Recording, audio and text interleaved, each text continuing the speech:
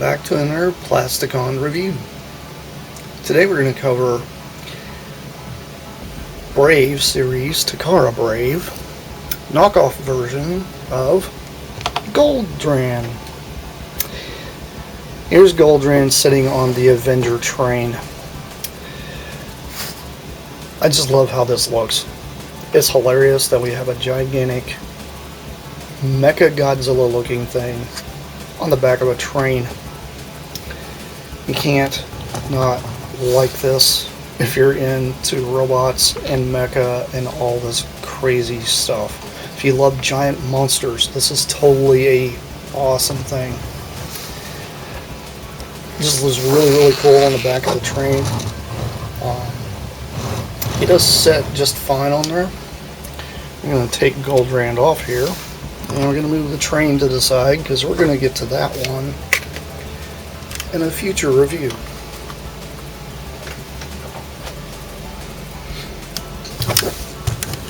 Let's take a good look here at Goldran himself. He's a very big boy. He's got a lot of chrome, and this is a knockoff. This is probably a late 2000s knockoff. These are coming a little harder to find considering they have been ginseng on the quality. I'd say the quality of a lot of the crazy poly-effect knockoff you guys see out there quite often. But you can tell he's very cool. I did have to do a little bit of customization. I'll get into that as I get further into this. But he's extremely shiny, as you can tell. He's a very shiny gold Mecha Godzilla looking thing. Love this thing so much. It is amazing. Fun fact, this was actually a gift. This was given to me quite a few years back. My other half's father gave it to me out of his personal collection. He had this for many years and he was like, hey, do you want it? And I was like, sure. So he just gave it to me, and it was pretty cool. He just brought it over to the house one day. He's like, here.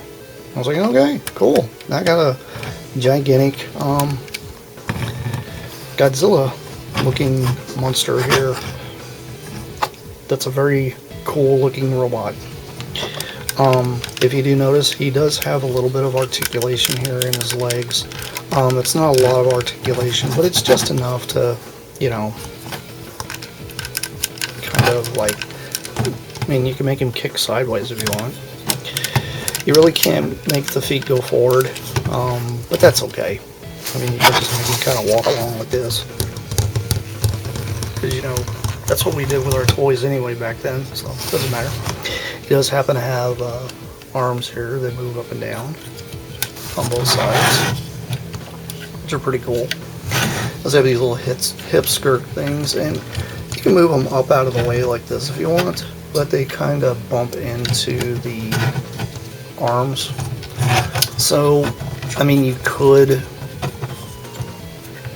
do this if you wanted to kind of make him a little more accurate where he doesn't actually have the hip skirts hanging out, which is fine.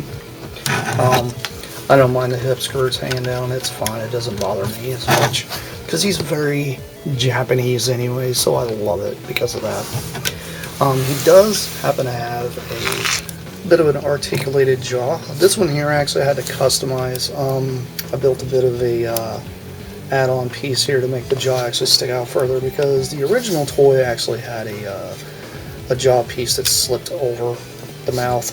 I know on some of these knockoffs they kind of got rid of that, but I decided to add a little bit of stuff there so that we actually have an opening and closing jaw piece. It only goes so far because the headpiece bumps into the horn, and I didn't want to ruin that. It just kind of gives you a little bit of like the sculpting on this thing is absolutely amazing. I do know this is a downsized version of the original toy, but the chrome is amazing. If you guys are a fan of Godzilla and stuff, it's really cool. Yes, he does have a Decepticon logo because, to be honest, I consider this guy as my Thesaurus. I just like him. He's a very, almost a G2E type of thing anyway because he's gold. so he kind of fits in with my collection. That's just me being me. I like doing stuff like this. You guys out there are like, oh, that's Goldran, he's part of the, you know, this, that. I understand that. I get that. I get the appeal of keeping stuff real. That's fine. Me, I like to play in my own little fantasy world, so as far as I'm concerned, he's Death Stars to me. I like him. I wish he had wings. That's the only thing. I kind of wish he had some big old flappy wings on the back. Which, in the future, if I happen to like come across something, I might be able to fasten some type of wings or something here within these. I thought about actually taking some polystyrene and building some wings, which I might do in the future, just to kind of show you guys what I might do. It's just the thing I thought about doing. Anyway, he does have one other gimmick in this mode, and you can actually lift up. These are shin guns. It's kind of funny that he has shin guns in a huge mode like this, because, you know, you can just sit here and go pew pew, bang bang, and all this stuff with these huge guns.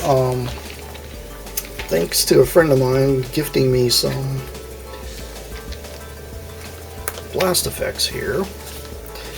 Let me see if I can get a blast effect here to fit in his mouth. That way it kind of looks like he's blowing things up, which would be kind of funny. I'm just going to wedge it in here and see if I can get this to work. I can't guarantee it's going to work, but it might not work. If it doesn't work, that's alright. You know, it'd be kind of cool to see a, you know, and like shooting like a projectile or something like that out of his mouth. I honestly thought about making this that way I can attach blast effects here now that I have these, but I think it's cool. I do like it. It's very neat. But yeah, let's go ahead and get into his crazy transformation. I know I've waffled about this dragon mode for quite some time, because I love the dragon mode. It's just so cool. And if you have vinyl Godzillas, this guy actually fits in with like your smaller scale vinyl Godzillas pretty well, so he'll look really good on the shelf with those as well. But anyway, let's go ahead and transform him. First thing you'll do, well, first thing I like to do is I'll spin his feet around and then extend his legs. My copy is kind of tight, so you'll have to kind of bear with me on this. And kick his leg out a little bit, and then it'll kind of just shimmy its way down, because it's on a bit of a joint here. I can move this out of the way. But it's got a couple joints here, so just kind of move this up and down out of the way. And then there you go, you got robot legs.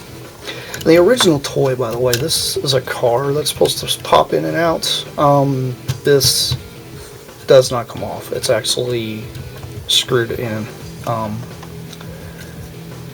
Something else I'm trying to think of in the future what I might end up doing. But, you know, take his arms here and I move his arms all the way back, just kind of out of the way. And one disclaimer, if you guys notice, right here, it's got a little bit of looks like mold flashing. It's not actually mold flashing. It's supposed to have little plastic clips that stick out here. They snap off very, very easy on this toy. So if you do end up getting one of these in the future and those break off, it's not a huge concern, because the arms are usually pretty stiff anyway. But just keep that in mind if you do end up getting one of those. It might end up happening. But don't fret. It's not the end of the world. So you'll take his tail here and you'll split in half. Fold these up just like this, and then these actually will I tend to move them up like this, that way I can get them past the arms, because it does kind of bump into this a little bit. You can just go around from underneath, that way you're not actually bumping into them. It's the proper way of doing it, because I'm a silly person and I forgot. And then these will set up like this. You'll move his arm up, flip the tail portion here back. That reveals his fist. And then move his arm down, and then twist it forward. And then you do the same thing here. These actually clip into place. This up, Goes down, turn it around, and then I take his little arms here and I just rest those toward the back. Then you'll just take his portion right here, and you'll push this down. This will reveal the robot head. And since I added this little bit here, I try to tuck it under here when I compress the head. So the head will slightly sit down in here just like so. And then you'll just take these two little fins here on the side. And then there you go. And you got Goldran in his robot mode. And he has, like I said, he's got the same posability as he did when he was in the Dragon Godzilla-ish kind of mode. But it's very cool. I do like him a lot. He is pretty awesome. He's got a very, very nice silhouette too. He doesn't have a bunch of junk hanging off the back, which is amazing. This is a very nice knockoff. If you guys happen to find one of these out there, get one. It's definitely a buy. The one thing I am missing is the sheath. There's supposed to be a sheath that hangs off the side that would peg into these little holes here on the side, which happens to have on both sides. But you would peg the sheath into the side to be able to place the sword. And the sword would set just like this.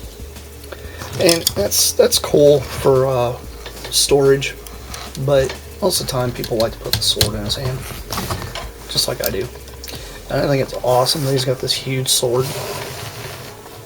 He's just an amazing, amazing robot. I do like him a lot. He's probably one of the coolest things I've got in my collection, just because of how shiny he is. He just really stands out. I mean, you can see how reflective he really is. He's kind of crazy, and his feet are pretty slick, which is nice because they're not hollow. They're actually solid, which is nice. And you still can use the shin guns in this mode too, which is funny. And the original toy, I remember you were able to twist these. These do not twist on this because they're actually screwed in the back right here. But the original toy, you were able to turn these and it would actually fire these little red bits out, which would be missiles. These are actually all solid molded in there, so they don't fire. If you notice, his arm does droop a little bit, but that's, like I said, the little snapping bits that's supposed to hold them in there broke off a long time ago. I'm okay with that. I don't care. It doesn't bother me. And it's just one of those things. And to be honest, I thought about actually using magnets to fix that, but I haven't gotten around to it yet. But I did decide to add a Plasticon logo to his front because, you know, he's a very Death Star looking guy anyway. I think he kind of fits in with that whole Master Force look anyhow. Although I know these guys were really, really, I mean, this is what Japan was doing with Transformers when Transformers wasn't Transformers anymore. But I do like Brave Series stuff. It's very cool. I don't mind having knockoffs of them because they're very rare to get hold of. And personally, I'm not a big knit and box kind of guy and things have to be perfect. And I'm into this. This is so cool. And he's not a huge guy. I'm going to show you guys how big he really is compared to the size guys I tend to collect. And here's my little Laser Prime. I mean, he's pretty good size compared to that, but to be honest, he should be, because he's a gigantic monster that can wreck a city. This is Hot Wheel size, so it just fits. I mean, Optimus would have to look way the heck up there in order to fight him. It's kind of funny. And I'm into this. I like this giant monster thing. But anyway, this has been Plasticon. This has been another crazy review. I got plenty more coming your guys' way. And that's it for now. Bye-bye.